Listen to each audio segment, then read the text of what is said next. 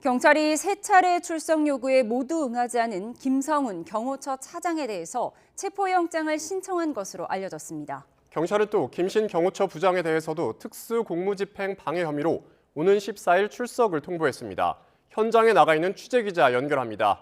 임혜진 기자. 네, 경찰청 국가수사본부입니다. 네, 김성훈 경호처 차장 3차 출석 요구에도 불응했는데요. 경찰의 신병 확보에 나설 방침이라고요.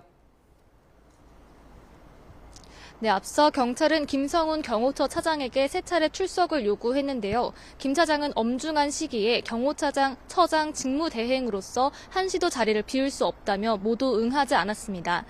경찰은 김 차장이 세 번의 소환 요구에 모두 응하지 않자 체포영장을 신청한 것으로 전해졌습니다. 박종준 전 처장이 자리에서 물러나면서 경호처 수장이 된 김 차장은 경찰 출신인 박 전 처장과 달리 경호처 공채 출신으로 조직 내 강경파로 분류됩니다. 윤 대통령 체포 저지를 김 차장이 주도하는 것으로 알려진 만큼 경찰이 김 차장 신병을 확보한다면 관저 방어 전선에도 균열이 생길 수 있을 것으로 보이는데요. 체포영장이 발부된다면 윤 대통령에 대한 2차 체포 시도 때 김 차장에 대한 영장 집행을 우선 시도할 가능성도 있습니다.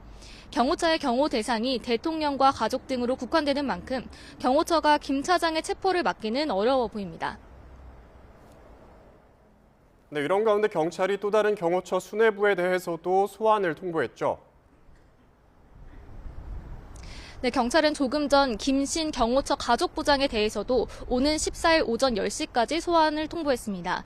또 이틀간 조사를 받은 박종준 전 경호처장의 휴대전화를 임의 제출 형식으로 압수해 분석하고 있다고도 덧붙였습니다. 경찰은 또 다른 강경파로 불리는 이광우 경호본부장도 내일 오전 10시까지 나오라며 3차 출석을 통보한 상황인데요. 3차 소환에도 불응할 경우 이 본부장에 대한 체포영장도 검토할 것으로 보입니다.